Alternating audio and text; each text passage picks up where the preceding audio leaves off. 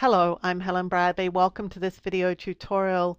In this tutorial, I'm going to show you all about Loupe Info Overlays in Lightroom.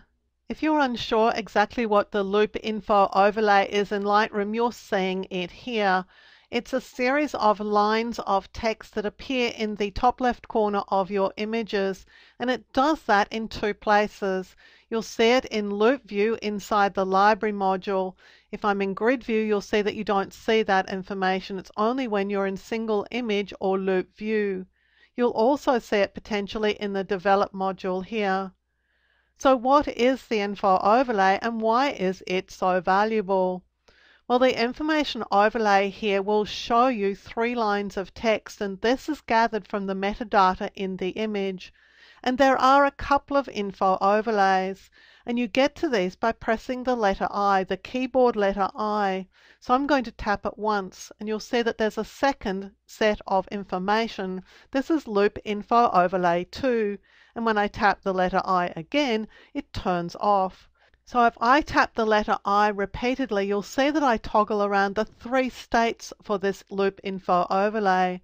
You'll see Loupe Info Overlay 1, Loupe Info Overlay 2, and then none at all. So that's how you get the Loupe Info Overlay to appear and disappear. You can also do it from the View menu by selecting View and then Loupe Info.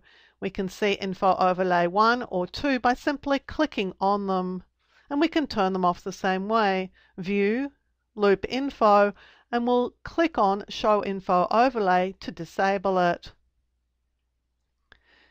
Now you've already seen these Loupe Info Overlays, and you'll see that there's some repetitive information here. The file name is at the top of Loupe Info Overlay 1. It's also at the top of Loupe Info Overlay 2. And you may not want to see this exact information that you're seeing here on the screen. Well, you can configure these Loupe Info Overlays to show exactly what it is that you want to see. To do this, choose View and then View Options.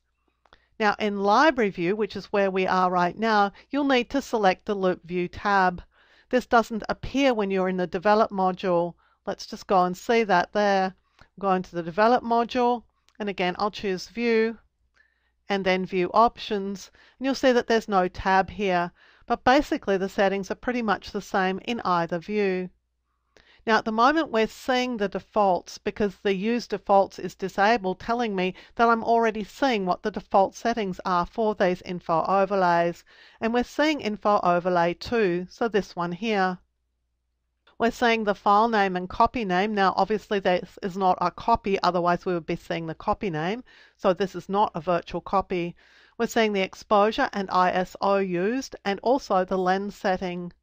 But there are drop-down lists here that we can configure any one or more of these lines. Now there are only 3 lines for each Loupe Info Overlay, and you can only select from what's here in the list. There's nothing that you can set up as custom. You can set up none, so you can turn everything off if you want to. Or you can select from these options, and you'll see that there are a lot of options which relate to file and copy names. There are also some including capture date, crop dimensions, and even megapixels. This information here, caption, copyright, title, sublocation, and creator, are coming from the IPTC metadata in the image, which you may or may not have completed. There are common photo settings as well as individual photo settings. Common photo settings is quite handy because it gives you a lot of information about your image, including the shutter speed, the aperture, the ISO,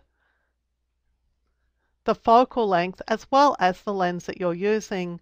So this is one way of getting a lot of information about your images on the screen at the one time. Another one that's packed with information is common attributes. If you flag your images and if you use labels and star ratings, then common attributes will show these to you. It'll show you whether the image is flagged, whether it has any ratings, and whether it has labels. Obviously right here, I don't have any flags, ratings, or labels for this image. So you can go through this list and set up your info overlays to give you the information that you want to see about your images. You may want to see this information. For example, you may want to check to make sure that you have copyright details included in your images. You may be concerned to see crop dimensions or megapixels, or you may simply want to see copy names and file names, but you get to decide. I suggest, because you've got two Loupe Info Overlays, that you set each of them up to show the information that's relevant to you, and probably make it different information in each of these Info Overlays. I'm going to set one of these to Common Photo Settings, because I want to talk about how you can use these Info Overlays. Now I'm finished with this dialog for now, I'm just going to close it. If you're finding, for example, that your images are out of focus, the Info Overlay, the Common Photo Settings, can help you identify why the images might be out of focus. If you're shooting at very slow shutter speeds, for example, something like 1/15th of a second or 1/20th of a second even, you may find that you're shooting too slow to get your images in focus. If your images are very noisy, then the ISO value will give you an indication as to whether you're shooting at really high ISO values. If you are, it won't be unusual that your images are showing some noise. One of the other features that's really handy in the Info Overlays is exposure bias or exposure compensation. Let's just go and see that. I'm going to go to View Options here, and I'm just going to set this one up for exposure bias. The reason for this is that Lightroom doesn't let you search for images according to exposure bias, so it can be a little bit difficult for you to identify where the HDR sequences are in your shoots if, for example, you're shooting HDR.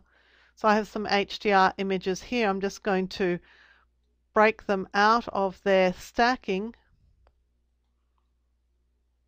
And you can see that this is shot with an exposure bias of +2. This one is -2, and this one has no exposure bias at all. If you're running through a series of images trying to find out exactly where your HDR sequences are, setting your Loupe Info Overlay to show exposure bias can help you identify where those HDR sequences are. Other things to look out for is your aperture if you're looking to see why images are in focus or why there is a very shallow depth of field.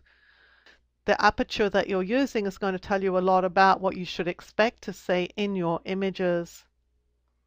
I find the Loupe Info Overlay extremely helpful for me when I'm working through my images. I get a lot of feedback about what the camera settings were. It's also very handy for me as a teacher of photography to be able to go through that with my students, explaining to them some of the reasons why their images perhaps aren't working out exactly as they would want them to. So there are the basics of using and configuring the Loupe Info Overlays in Lightroom. I'm Helen Bradley. Thank you for joining me for this video tutorial. Look out for more of my video tutorials here on my YouTube channel, and consider subscribing to my channel and you'll be alerted when new videos are released. And visit my website at projectwoman.com, where you'll find more tips, tricks and tutorials on a range of applications including Photoshop, Lightroom, Illustrator and a whole lot more. If you enjoyed this Lightroom video, here are some links to additional Lightroom videos that you may also enjoy. Just click on any of the links to go immediately to that video.